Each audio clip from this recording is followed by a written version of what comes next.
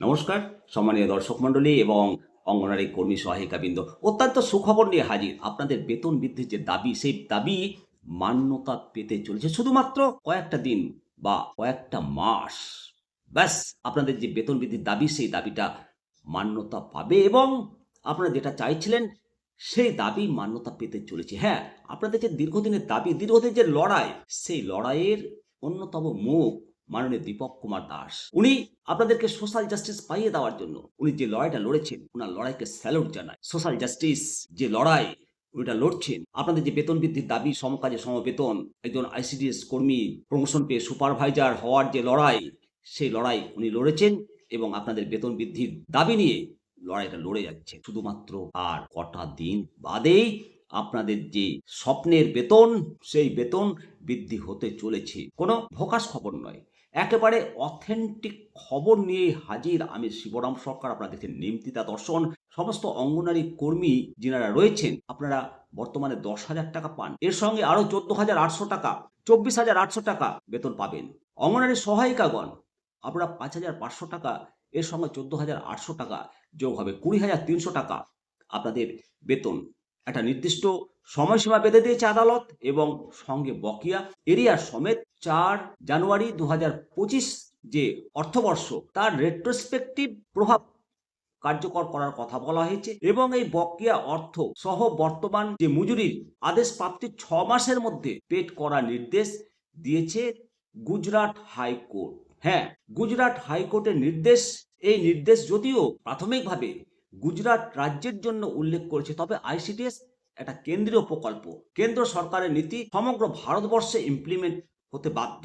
পশ্চিমবঙ্গে এর প্রভাব পড়ার সম্ভাবনা খুব বেশি এবং পশ্চিমবঙ্গে এই প্রভাব ইতিমধ্যে পড়ে গেছে। মাননীয় দীপক কুমার দাস উনি এই মর্মে চিঠি লিখেছেন এবং সেটা এখন সিলেকশন পর্যায়ে রয়েছে। মূলত যেটা নীতিগত অবস্থান, সক্ষম অঙ্গনারী এবং পোষণ 2.0 যে নির্দেশিকা, অঙ্গনারী কর্মীদের যে অনারিয়াম কেন্দ্র এবং রাজ্য সরকার 60:40 যেটা বহন করে, সেটা এই বেতন বৃদ্ধির বাস্তবায়নের জন্য যে সংশ্লিষ্ট বিভাগ রয়েছে, বাজেটে অতিরিক্ত বরাদ্দ নিশ্চিত করতে হবে এবং যে বাজেট রাজ্য সরকার পেশ করতে চলেছে, সেই বাজেটেই এই বরাদ্দ করার ব্যাপারটা বিচারের জায়গায় রয়েছে, পরীক্ষামূলক জায়গাতে রয়েছে। পরবর্তী যে পদক্ষেপ আনুষ্ঠানিকভাবে কার্যকর করার জন্য নারী এবং শিশু বিভাগের যে মন্ত্রক, সেটা যে সরকারি যে পোর্টাল রয়েছে, সেখানে আপনারা দাবি এবং প্রস্তাব পেশ করতে পারেন।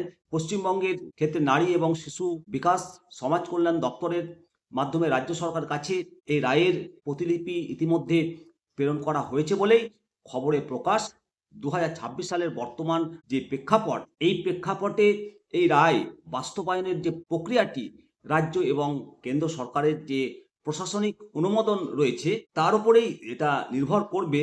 মূলত গুজরাট হাইকোর্ট যে আদেশটা দিয়েছে 20 আগস্ট 2025, হাইকোর্টের এই রায়ে এই কথা উল্লেখ করা হয়েছে এবং বেতন বৃদ্ধির কথা বলা হয়েছে। বর্তমান অবস্থা ভারত সরকারের যে আন্ডার সেক্রেটারি শান্তনু ব্রজবাসী উনি জানিয়েছেন যে মাননীয় হাইকোর্টের ওই রায়টি বর্তমানে মন্ত্রণালয়ের যে আন্ডার এক্সামিনেশনে রয়েছে এবং সরকার এই রায়টি খতিয়ে দেখছে, এখনো কার্যকর করার চূড়ান্ত সিদ্ধান্ত নেয়নি। তবে সরকার মাননীয় দীপক কুমার দাসের আবেদনটা গ্রহণ করেছেন এবং আদালত যেভাবে বৃদ্ধির নির্দেশ দিয়েছে, সেটা কিভাবে কার্যকর করা হবে সেই বিষয়টি বর্তমানে পর্যালোচনা চলছে। এটা এখনো চূড়ান্ত অনুমোদন বা ইমপ্লিমেন্ট হয়নি।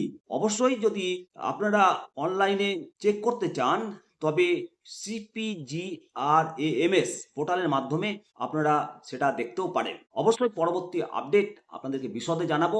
তবে আপনাদের বেতন বৃদ্ধি নিশ্চিত হতে চলেছে, শুধু অপেক্ষায় থাকুন এবং নিমতিতা দর্শন চ্যানেলটিকে অবশ্যই সাবস্ক্রাইব করুন। জয় হিন্দ, জয় ভারত। দেখতে থাকুন নিমতিতা দর্শন।